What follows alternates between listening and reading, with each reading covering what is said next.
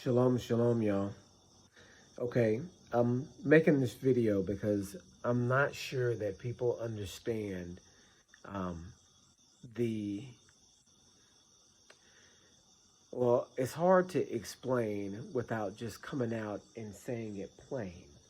Um, so we've been going over the American Jew series, right? And you can hear it kind of in my voice that it's really a serious thing, right? So in the American Jew series, what I've tried to do is use a combination of scriptural truth and historical documentation um, to put forth the case that what we believe happened in Nazi Germany, and which did happen in Nazi Germany, actually happened in America.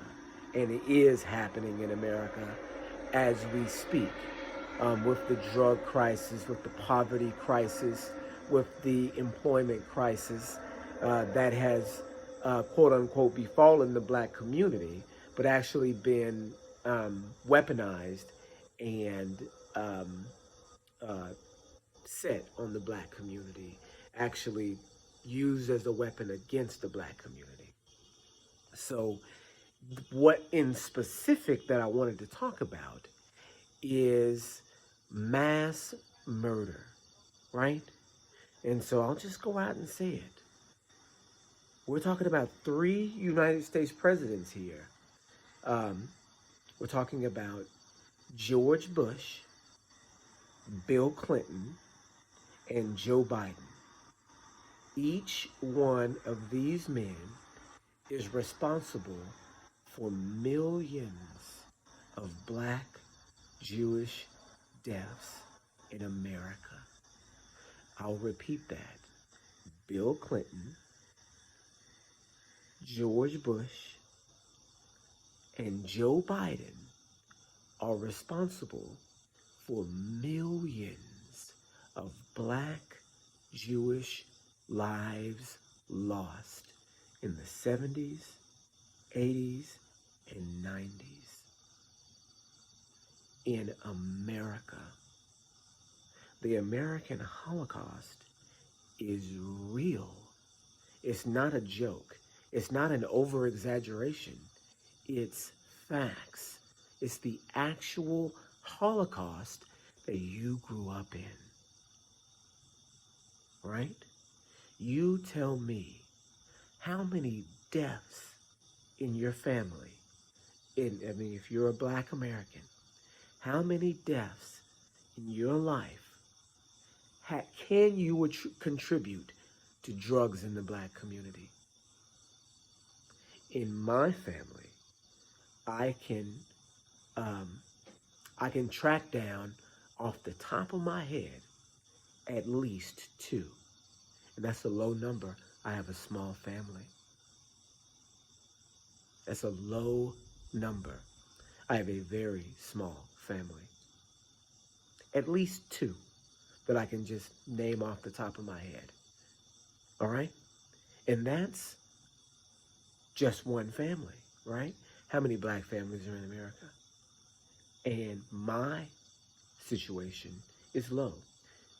How many drug addicts do I have in my family or were drug addicts? Not mentioning, of course, any names or any situations or anything like that. But off the top of my head, 4, 5, 5. And I'll say 4 in specific from my generation and the generation before me. 4. How many incarcerations in my direct family? Long incarcerations, not short, long. 5 years or more, or 5 combined years. 3 or 4. 4. that I can think of off the top of my head. So you have 2 deaths, 4 incarcerations, and um, four addictions. So that's 10 people. 10 people right there from one family. That if the drug era that started in the 70s with George Bush bringing in heroin from Vietnam in the Pacific, um, and then in the 80s bringing it in from Nicaragua, the next place that they invaded, Central America, bringing it in from Colombia to Nicaragua, and then, of course, Afghanistan, right? Getting the drugs and bringing it in from there. So during this era, 10 people from one family. And that's a low estimation because the real number is greater, right?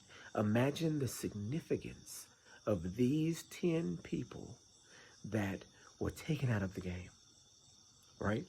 That were taken out of the game, whether through incarceration, addiction, or death.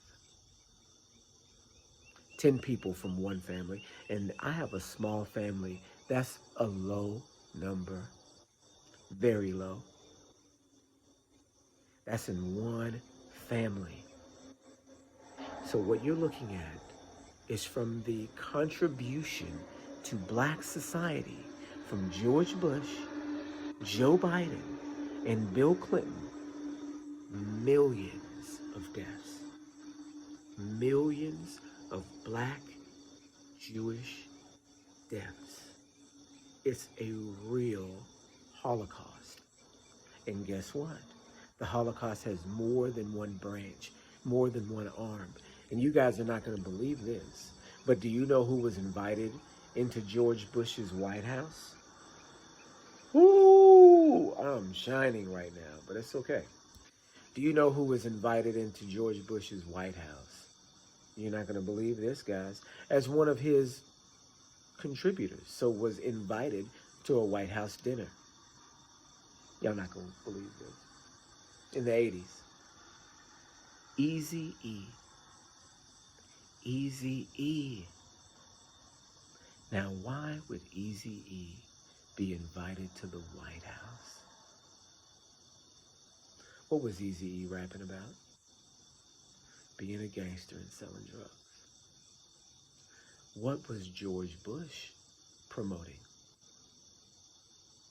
Drug use and selling, because he was bringing it in.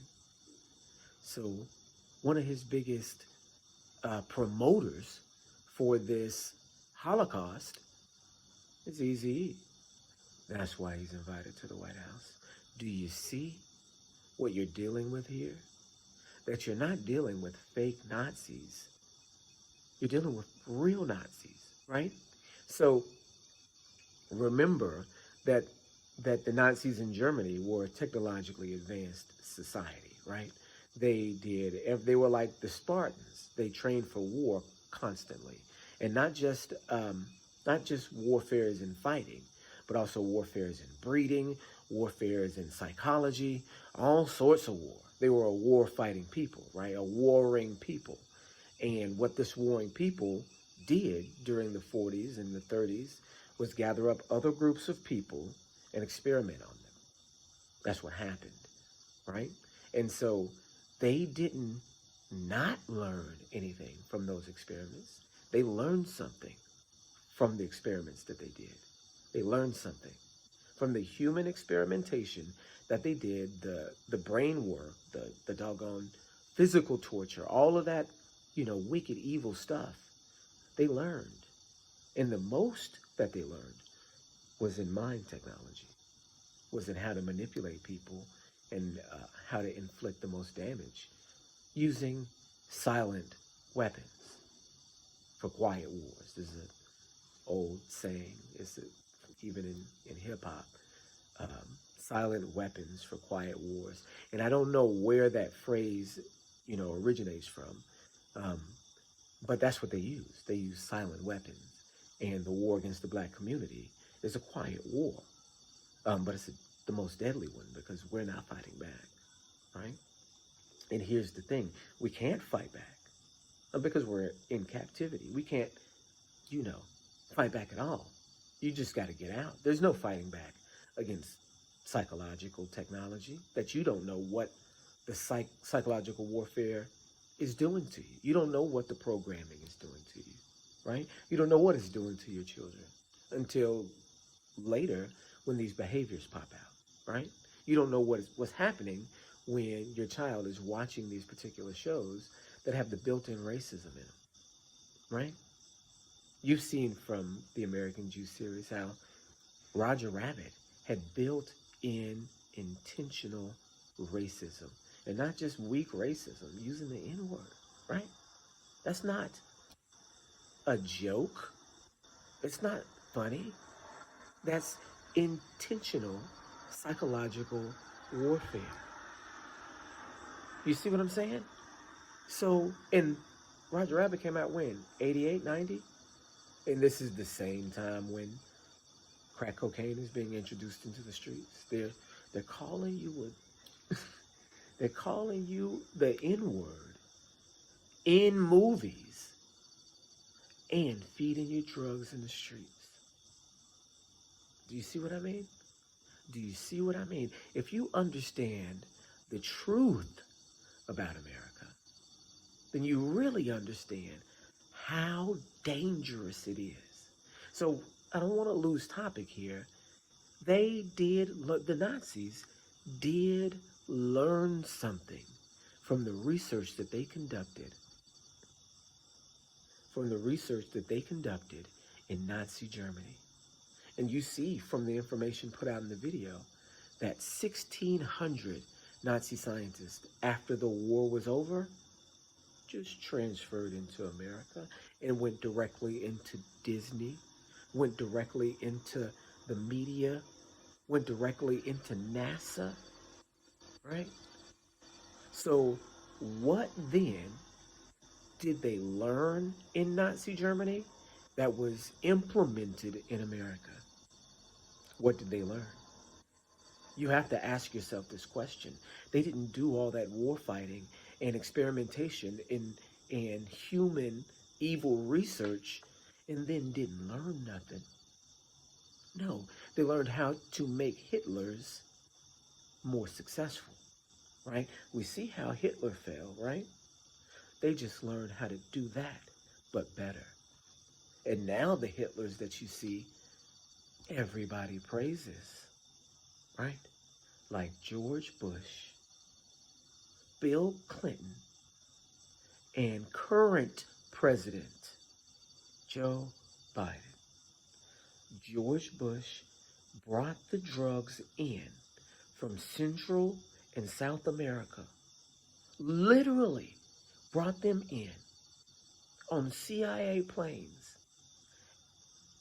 Bill Clinton distributed them in a central hub in Arkansas, housed the criminals that were going to be used to distribute them all over the country, the drugs. And then Joe Biden prosecuted them when they were caught with the drugs. And then they put them into the prison industrial complex and then made money off of them there, right? Off of the prisoners, off of the backs of Jewish slaves, right? That is the Holocaust. That is the same thing that happened in Nazi Germany. Half the population was put into war camps. Half the population was poisoned. So they did the exact same thing in the 40s to the white Jews in Germany that they are currently doing and have been doing to the black Jews in America, us. Do you understand why it's paramount that you leave? Because they're not done. They're just getting better and better and better. They're not done. Do you see that the brainwashing has worked so well that our own people inflict Nazi style oppression on us today to the point of death, public death, which is replayed over and over and over again as a form of public execution.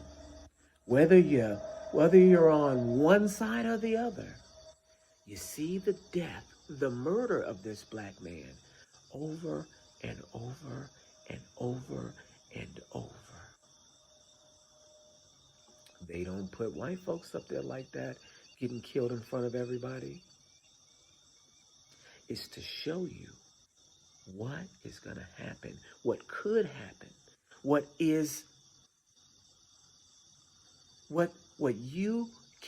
can be afflicted upon you at any time to keep you in a state of subordinates, because you don't want that to happen to you. Right? This is Nazi America. This is what it means to live in America. This is Black History Month, the shortest month of the year.